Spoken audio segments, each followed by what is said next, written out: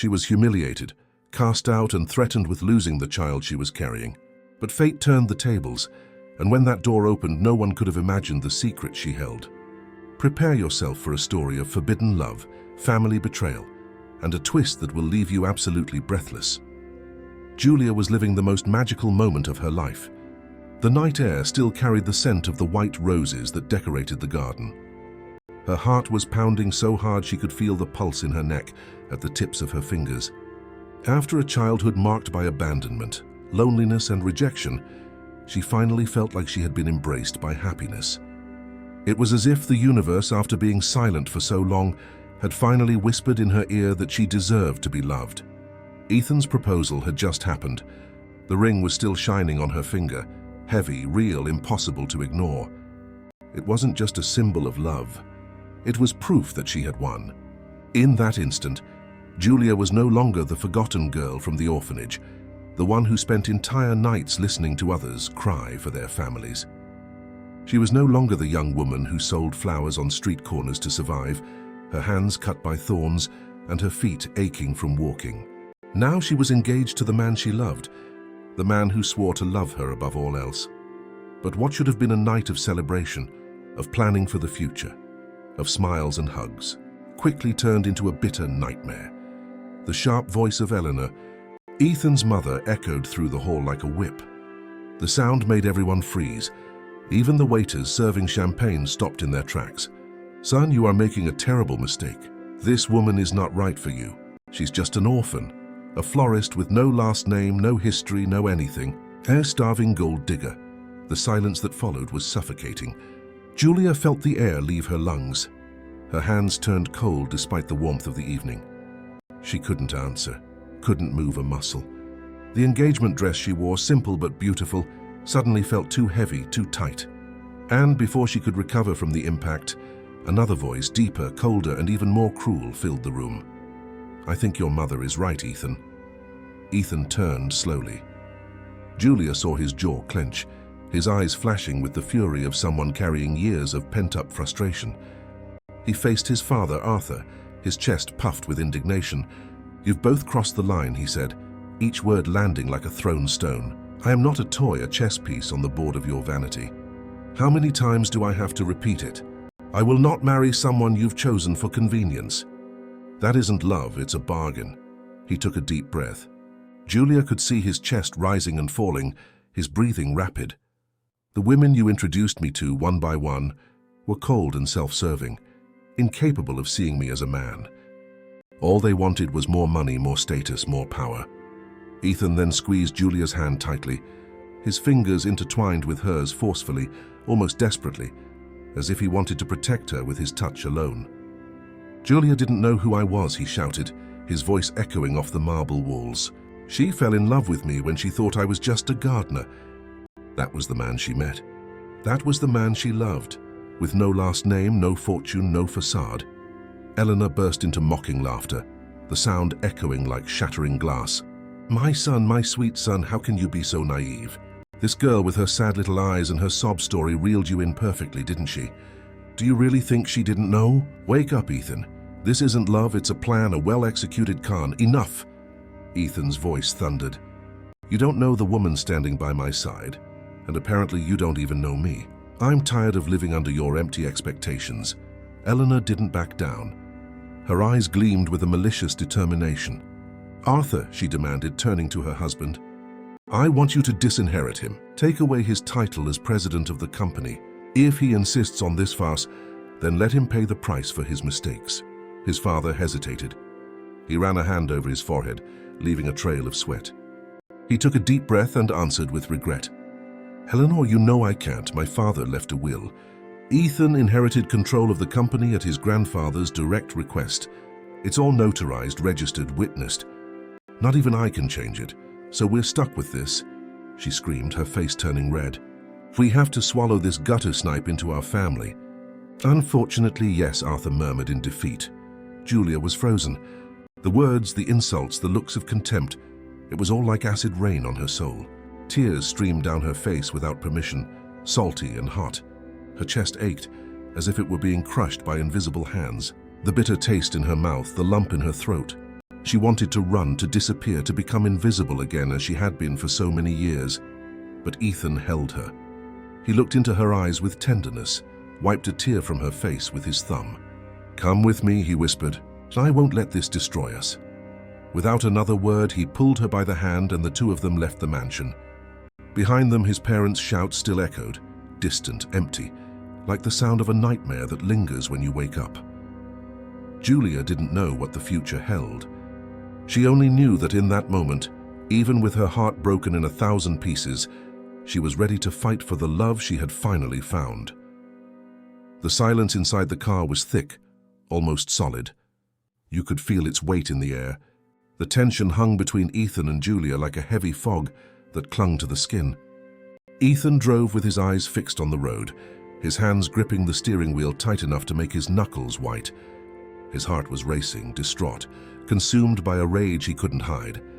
His mind was reeling with his parents' words, those venomous accusations, the contempt, the humiliation.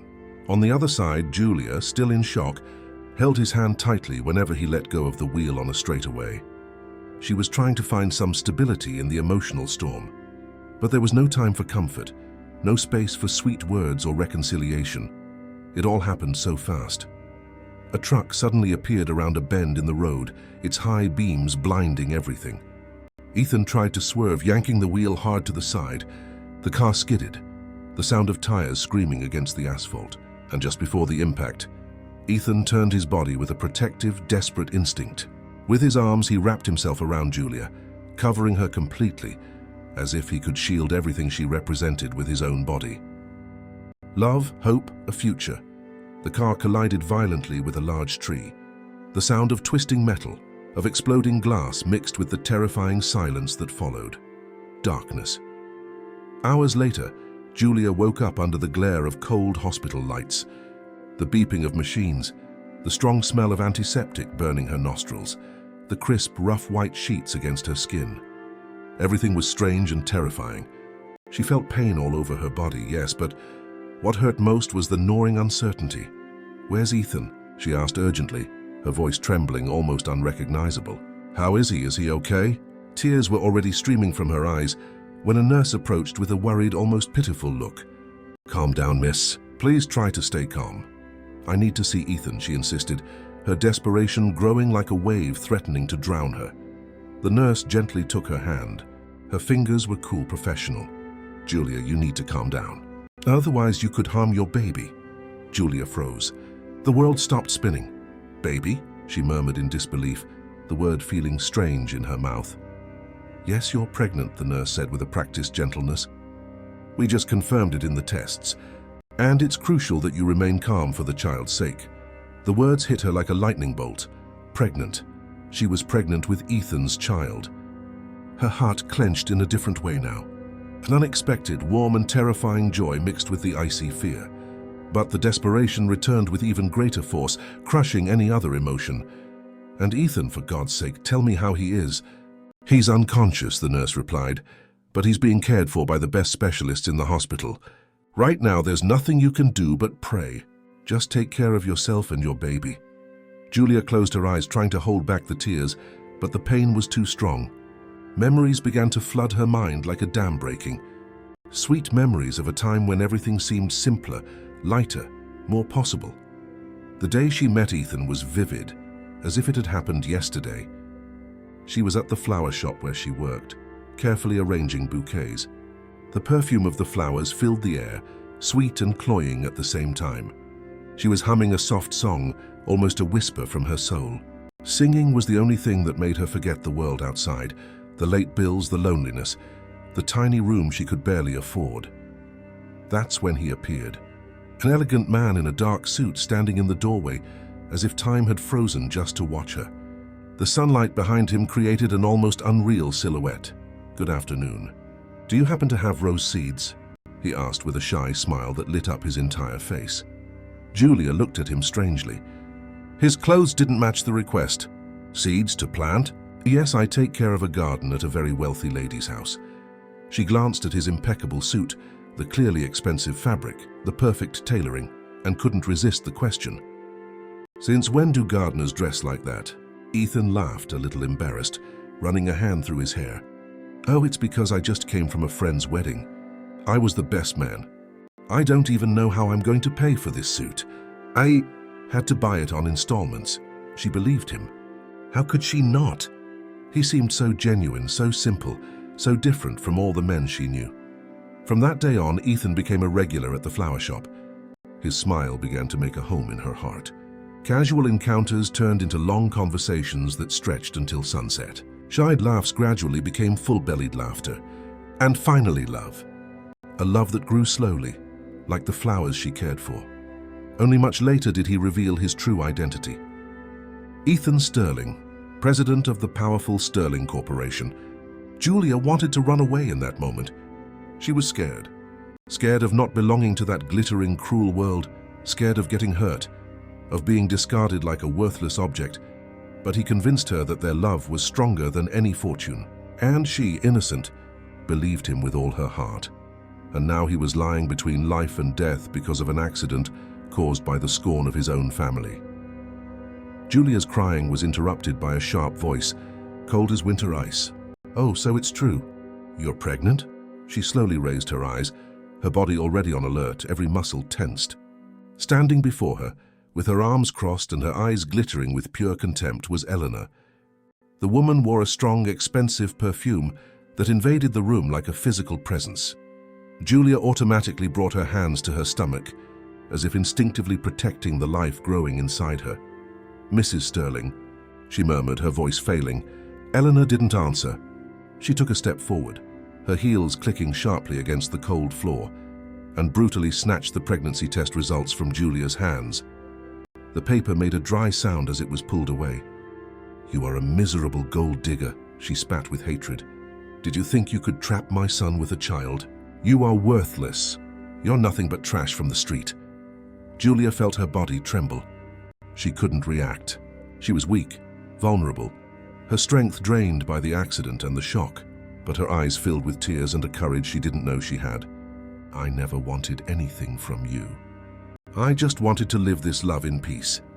Eleanor moved closer, shortening the distance between them even more. Julia could feel her breath, see every line of anger around her mouth. "Either you disappear or you end this pregnancy. Because I swear you will never see Ethan again, ever." The silence that followed was overwhelming. And suddenly, a sharp crack echoed through the room like an unexpected thunderclap. The slap came so fast, so brutal, that Julia barely had time to react. Her head snapped to the side from the impact. The pain spread like fire across her face, making her eyes water instantly. She tasted blood in her mouth. The air seemed to be ripped from her lungs. And for a few seconds she was paralyzed, trying to process what had just happened.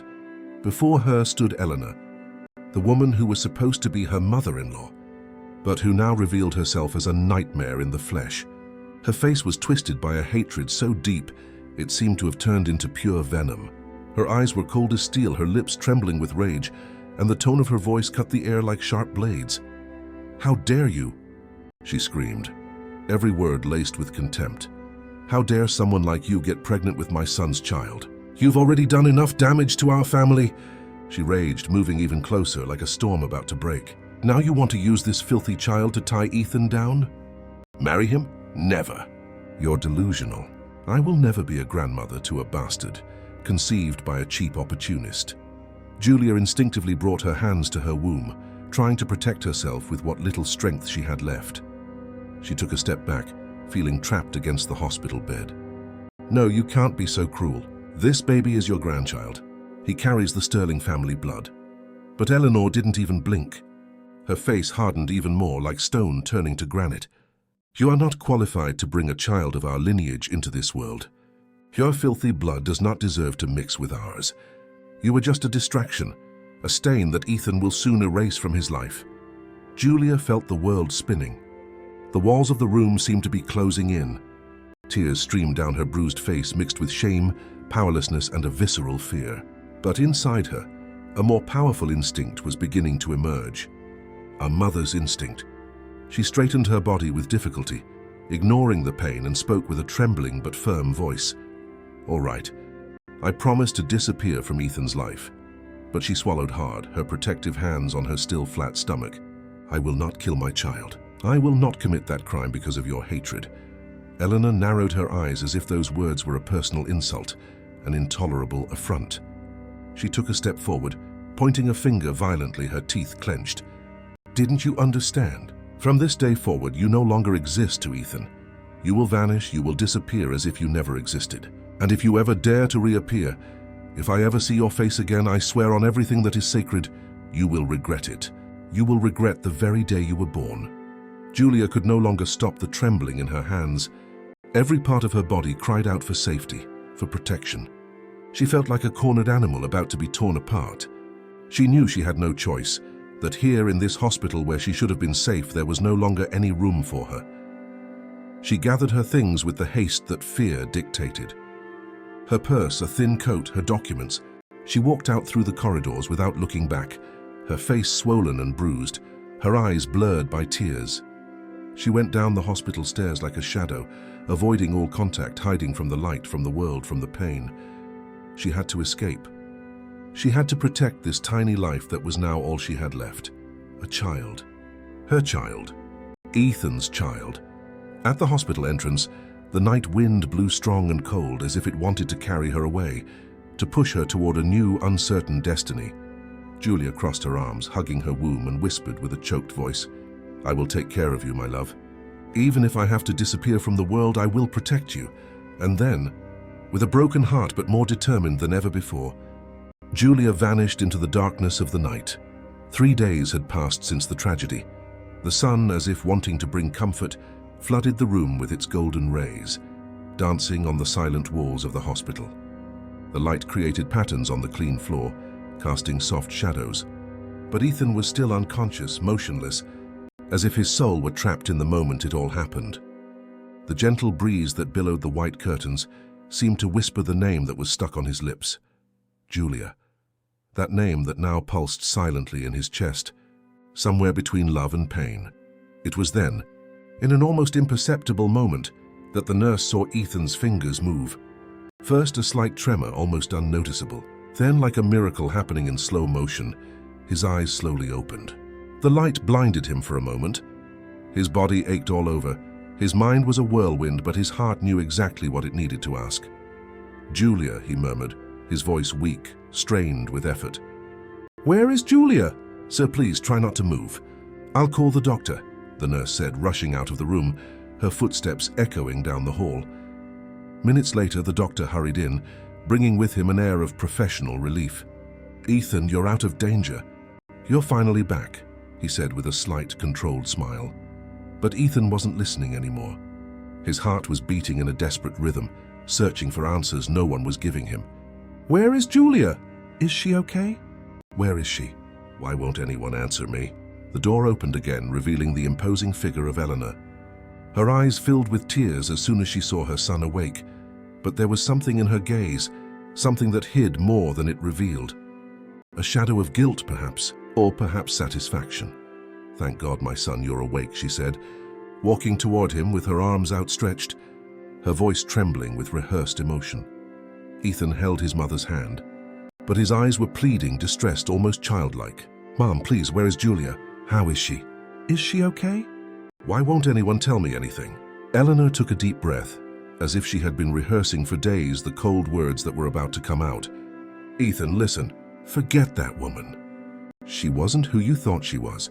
She was an opportunist, a gold digger, just like I always said. As soon as she got the chance, she ran. She was afraid you would never wake up, and she disappeared. No goodbye, no explanation. I'm sorry, son, but she never truly loved you. She was only interested in your money. Right now, she's probably out there trying to hook another foolish millionaire." Ethan felt a blow to his chest, as if someone had punched his heart. It felt like his soul was being ripped out with bare hands. He tried to shake his head, even though he was dizzy, even without strength. "That's not true. Julia loves me. I know she does. I feel it. Does she, son? Then why did she leave? Why didn't she wait for you? Why hasn't anyone seen her since? She ran, Ethan, she ran and left you here alone as if you were nothing. As if you weren't even worth a single word of farewell." Ethan screamed Julia's name in desperation, tried to get up, but was held back by nurses and doctors who restrained him before his condition could worsen. Their hands were firm, professional, but they felt like shackles. In the days that followed, the hospital became a silent Calvary. Ethan plunged into a dark abyss of silence and unbearable pain. He wouldn't eat, refusing all meals. He wouldn't speak, not answering the doctor's questions. He just stared into the void at